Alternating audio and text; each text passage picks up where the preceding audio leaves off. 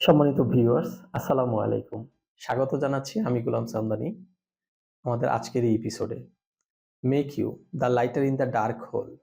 এই এপিসোডের আজকে হচ্ছে পঞ্চম পর্ব। আমরা এই পর্বের নাম দিয়েছি know and show your maturity.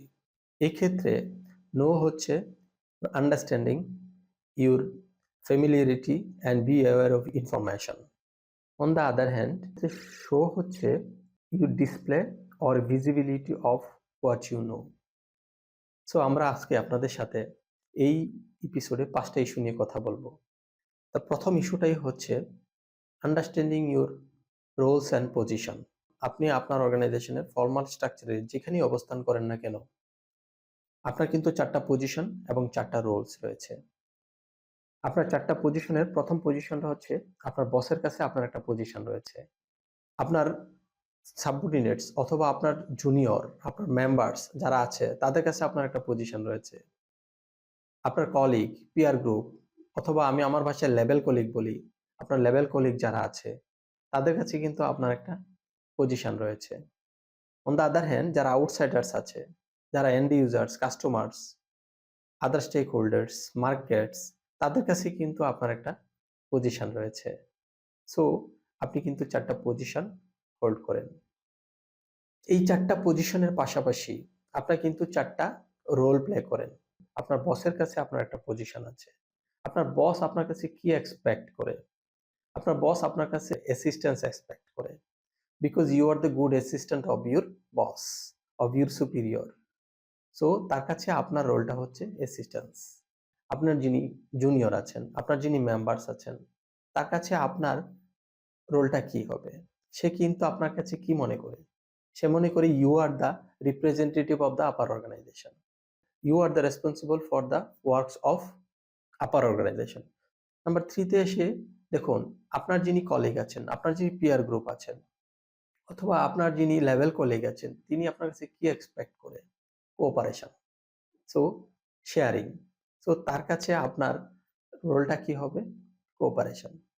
এবং ফাইনালি যারা আমাদের এন্ড ইউজার্স আছে, যারা আমাদের কাস্টমার্স আছে, যাদের কাছে আমরা প্রোডাক্ট সেল করি অথবা সার্ভিস প্রোভাইড করি, তাদের কাছে আপনার রোলটা হচ্ছে, তারা মনে করে you are the representative of the organisation, you are the representative of your company.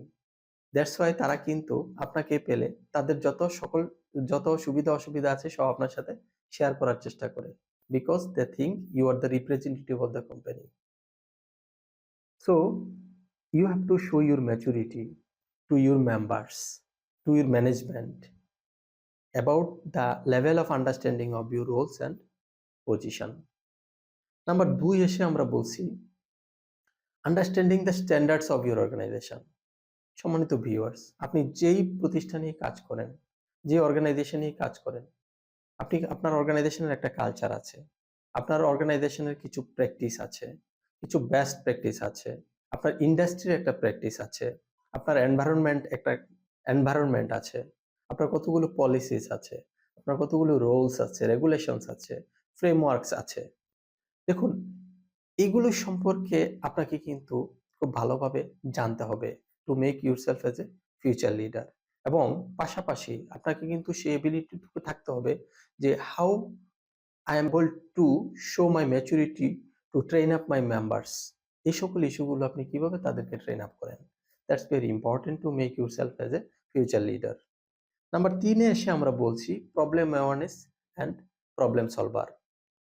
দেখুন, আমরা আমাদের অর্গানাইজেশনের যেই সমস্ত প্ল্যানগুলো আমরা করি, আপনি যদি সে সকল প্ল্যান বা যে সমস্ত গোল বা অবজেক্টিভগুলো আমরা সেট করি, সেখানে যদি আপনি আপনার মেম্বারসদের বা আপনার টিমের সবাইকে নিয়ে যদি আপনি শেয়ারিং করেন, কোঅপারেশন করেন, তাদেরকেও যদি আপনি এই সকল ইস্যুসগুলো বা গোলস এন্ড অবজেক্টিভগুলো সেট করার ক্ষেত্রে প্রায়োরিটি দেন, তাহলে দেখবেন যে অনেক প্রবলেম সহজেই সলভ হয়ে যাবে এবং তারা কিন্তু আপনাকে অনেকগুলো আইডিয়া দিবে টু সলভ দ্য প্রবলেম। তো সাধারণত আমরা একটা প্রতিষ্ঠানে 3 ধরনের প্রবলেম কিন্তু ফেস করে থাকি। একটা হচ্ছে fire extinguisher type of problem.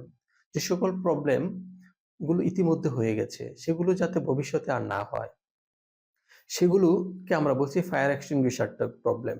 এবং এগুলো যে ভবিষ্যতে আর যাতে না হয় সেই জন্য যে অ্যাওয়ারনেসটা তৈরি আপনার মধ্যে কিন্তু থাকা খুব জরুরি। 2 নম্বরে এসে আমরা বলছি যে ফরকাস্টেড প্রবলেম। দেখুন আমরা যে ধরনের প্ল্যানই করি, either business plan or annual plan or semi annual plan, আমরা যে কোনো ধরনের প্ল্যান করি না কেন, দেখুন আমাদের কিছু ফরকাস্টেড কিছু প্রবলেম, কিছু ব্যারিয়ার্স, কিছু অবস্টাকলস আমাদের মধ্যে থাকে। সে সংখ্যক অবস্টাকল বা ব্যারিয়ার্স গুলো সম্পর্কে কিন্তু আমরা অ্যাওয়্যার থাকি বা থাকার চেষ্টা করি। সেটাকে আমরা বলছি ফরকাস্টেড প্রবলেম। এবং 3 নম্বরে এসে বলি Discovery type of problem. That's very important. এই প্রবলেমটা হচ্ছে যে এখানে হচ্ছে আপনার জন্য opportunity to show your maturity, two make yourself as a future leader. যে এই সকল ইস্যুগুলো, এই ফরকাস্টেড টাইপ অফ প্রবলেম অথবা আপনার এই fire extinguisher type of problem, এই টাইপের বাইরে আর কি কি প্রবলেম হতে পারে, আপনি এখানে আপনার ম্যাচুরিটি শো করার সুযোগ নিতে হবে।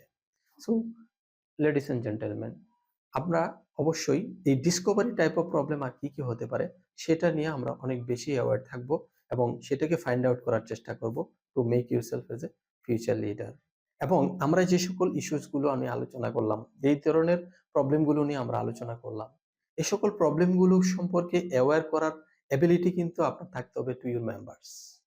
এই মেম্বার্সদেরকে যাতে আপনি আবার সহজে এই জিনিসগুলো বুঝাতে পারেন, সহজে যাতে আপনি তাদেরকেও আন্ডারস্ট্যান্ডেবল করতে পারেন, টু মেক দেম অ্যাওয়ার। 4 নম্বরে এসে আমরা বলছি show your maturity for standardisation of your organisation. দেখুন আমরা এতক্ষণ ধরে অনেকগুলা আপনি কিন্তু টু আপনি একজন কনসিয়াস ম্যানেজার হিসেবে আপনি কিন্তু আপনার প্রতিষ্ঠানে যে সমস্ত culture, values, environment, policies, frameworks, rules, regulations, act, এসব অনেক সবকিছু কিন্তু আপনি খুব ভালোভাবে স্টাডি করার চেষ্টা করেছেন। Because you have a tendency to make yourself as a future leader. আপনি এই সকল ইস্যুগুলো করার পরে আপনার কিন্তু একটা গুরুত্বপূর্ণ কাজ হচ্ছে two find out the gaps. এই গ্যাপস গুলো করে আর আর কিভাবে স্ট্যান্ডার্ডাইজড করা যায় আপনার অর্গানাইজেশনটাকে, সেই জায়গায় যদি আপনি ফোকাস করতে পারেন, সেই জায়গাটা যদি আপনি খুঁজে বের করতে পারেন, তাহলে কিন্তু আপনি বুঝবেন যে you are the potential leader.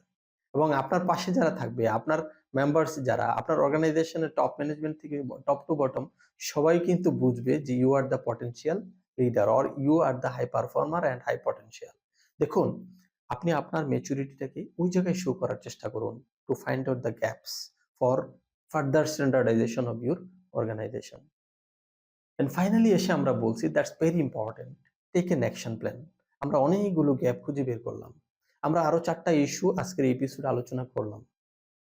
এগুলোর মধ্যে আপনি অনেকগুলো গ্যাপ খুঁজে বের করতে পারবেন অথবা অনেকগুলো গ্যাপ আপনি পাবেন।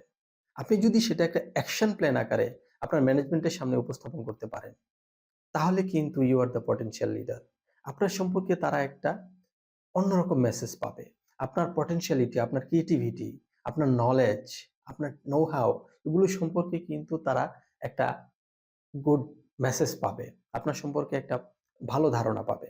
So to make yourself as a future leader, take an action plan. আপনি কিভাবে ফার্দার ডেভেলপমেন্টের জন্য তার প্রসেসটা কি হবে, কিভাবে করলে আপনি এই ফার্দার ডেভেলপমেন্টের ওই জায়গাটা পৌঁছাতে পারবেন, that's very important to make yourself as a future leader.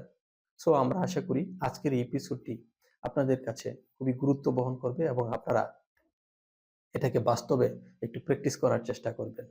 দেখবেন যে you are the potential leader. Thank you very much. পরবর্তী এপিসোড দেখার আমন্ত্রণ রইল।